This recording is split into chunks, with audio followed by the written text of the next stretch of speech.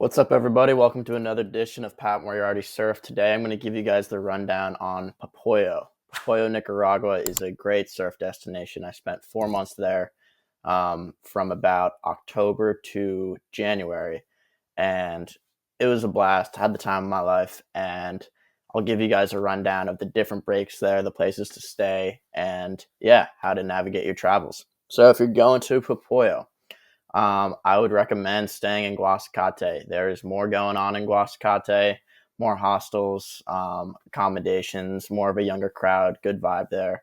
Um, Essentially, in front of Guasacate, you have a few beach breaks that are fun, but then you cross the river and you get into the real waves. So that's Popoyo, and then Popoyo Outer Reef. When it's really big, the Outer Reef will break. Following that, you keep walking down the beach and you get to Beginner's Bay. It's a protected little bay. The waves can get quite fun there, but if you are a longboarder, this is a great wave. It's more of a mellow, long running wave. So maybe great for your girlfriend or someone who's just getting into surfing, likes more mellow waves. And then if you keep going even further south, that's probably like an hour walk on the beach. So I would take my motorbike whenever I went to Playa Santana. It's about a 20-minute motorbike ride because you got to go around the river. This is a super fun beach break, and it's super fun to go to, particularly when the swell is low. So you only need about 1 to 2 feet of swell for Playa Santana to be working.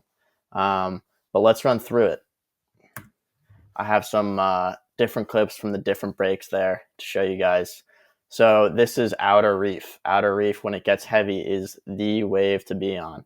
No one was on that wave there. No one was actually out that day.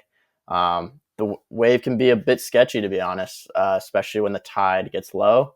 So I'd recommend surfing it during mid to high tide.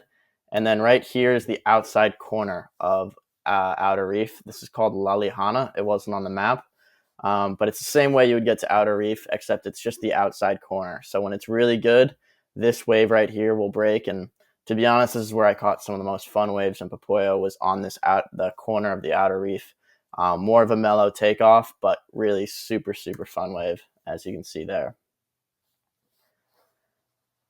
And then when it's not quite as big, we have Main Break. Main Break is a super fun A-frame. When it's working good, it's just a solid A-frame. I loved hanging out on this left corner here. This was obviously not me, another dude, but he was ripping. And then this is my wave here. Super fun wave. If you can really surf it at all tides. I liked going out during low tide to try and shoot into these barrels, which was super sick. And then next we have Beginner's Bay.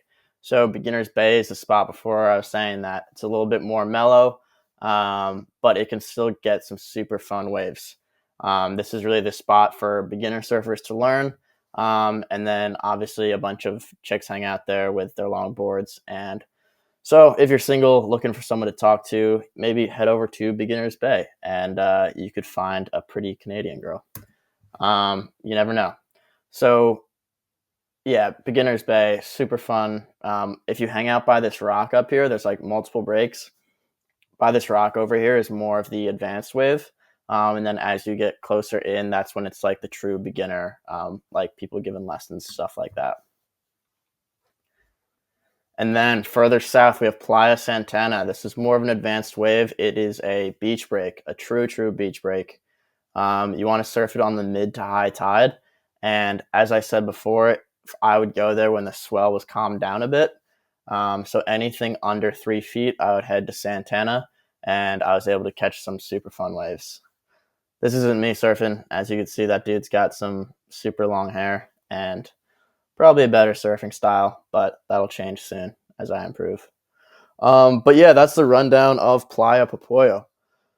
Nicaragua surf, you can find good waves all up and down the coast. I think what Popoyo has to offer is just a super fun surf town vibe. Tons of other travelers in there, especially if you're, in your 20s looking for a good surf destination. Couldn't recommend it enough. If you're looking for advice on places to stay, stuff like that, feel free to shoot me a message. You can follow me on Instagram. I spent 4 months down there.